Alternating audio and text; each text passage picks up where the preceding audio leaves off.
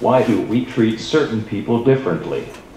Why are certain people seen as somehow inferior and less worthy of respect and dignity? I can't tell you why. Because the vast majority of humans see themselves as being superior, and therefore anyone who is different, or anyone who is perceived to be defective, has to be inferior. We can look throughout history to find wars being fought between people with different skin tone, different nationalities, different political views. As complicated as we might make these conflicts, one simple truth explains the underlying reason for every war that has ever been fought. One side thought they were superior to the other side. One side thought their knowledge, their economic system, their political system, or their religious beliefs were better than the other side. When we focus on our differences, it forces us to ask the question, which one is better, and which one is worse? Which one is worthy, and which one is unworthy? Which one is right, and which one is wrong?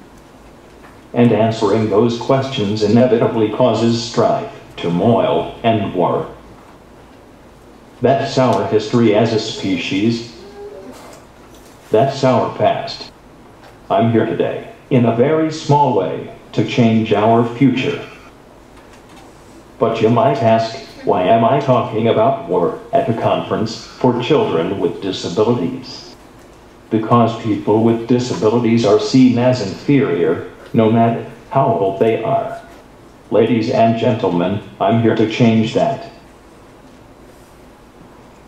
That reason, above all others, is why I flew 5,000 miles to be here. Look at this child. His right hand is bent forward. His left arm is overextended. His eyes are crossed. He is not sitting up straight, even at 9 months old. This little guy has cerebral palsy, the same disability I have. He was born feet first. The cord was wrapped around his neck, cutting off all oxygen. This baby was born dead. 3 days later, he had a brain hemorrhage and died again. His mother was told when she took him home that he will be dead by the time he is 5 years old.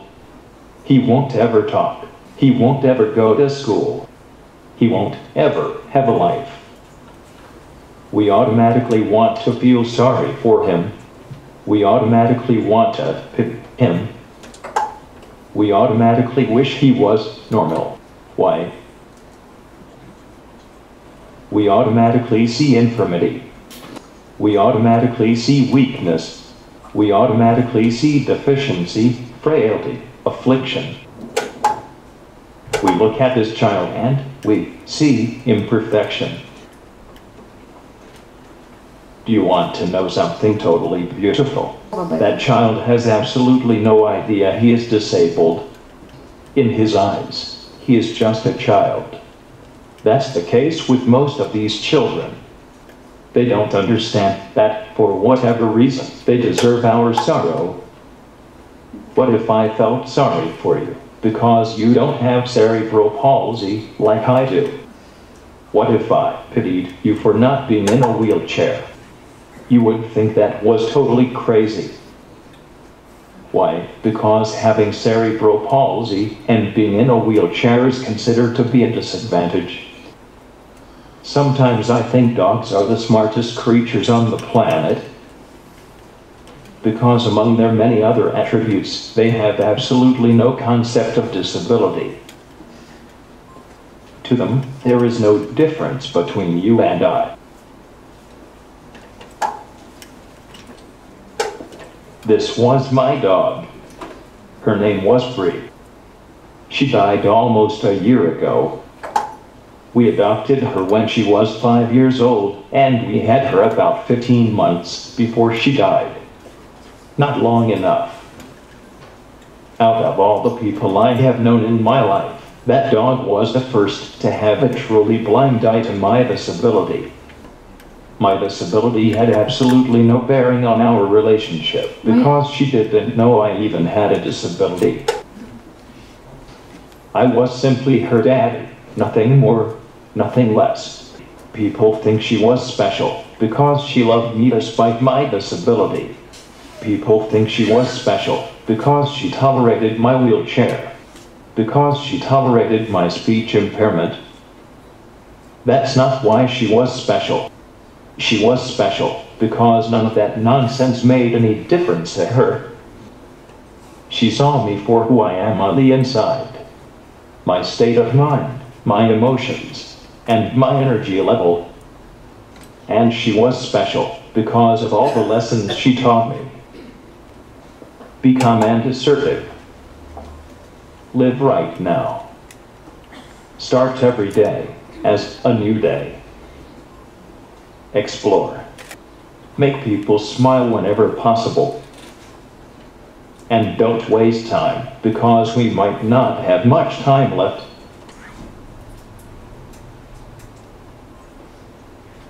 This is Hannah, my new puppy. We rescued her from the local animal shelter. She's about 5 months old. She's my sweetheart. She is teaching me to have a lot of patience. Like many dogs from animal shelters, she is afraid of new people. So I have to expose her to as many new people as possible to help her overcome her fear. That forces me to approach that I normally would never approach. That not only helps Hannah, but it also helps me because you never know who you might meet. Dogs have taught me that pity is useless. So I will tell you right now, I don't feel sorry for these children. Am I heartless? Do I not understand what these children are going through? No, I understand more than most people what these children are going through. I went through some of the same challenges when I was a child. We will explore that in the next session. And it breaks my heart to see these children going through the same challenges I did. But I know that these children have no time for my pity. My pity won't help them. Most of them are too young to understand it anyway. Pity won't give them a chance to live a fulfilling life. Pity will not change their futures. We cannot truly help someone until we stop feeling sorry for them. Let me say that again. We cannot truly help someone until we stop feeling sorry for them. Now we have all felt sorry for someone instead of helping them. But one of the most enduring characteristics of young children, as well as dogs, neither of them hold grudges.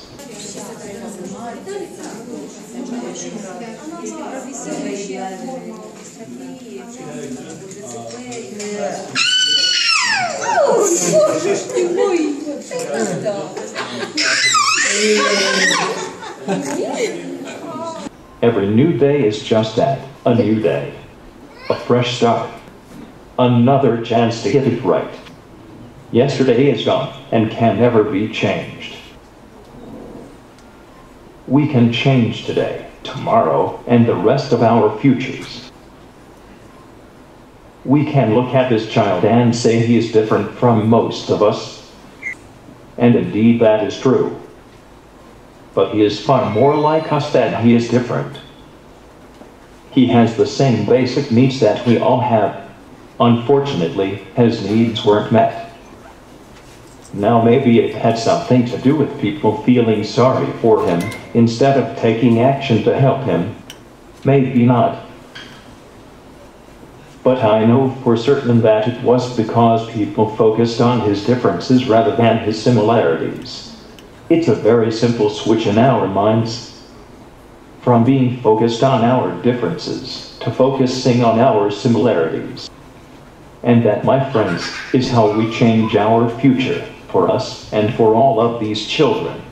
It is only fitting that a child, who we would consider weak, frail, helpless, and insignificant, would be the one person who is strong enough and brave enough to teach us how to change. our future. This child was supposed to be fed by the age of 5. This child is me. I want to welcome you to the 3rd Annual International Conference for Children with Disabilities. Thank you. Спасибо.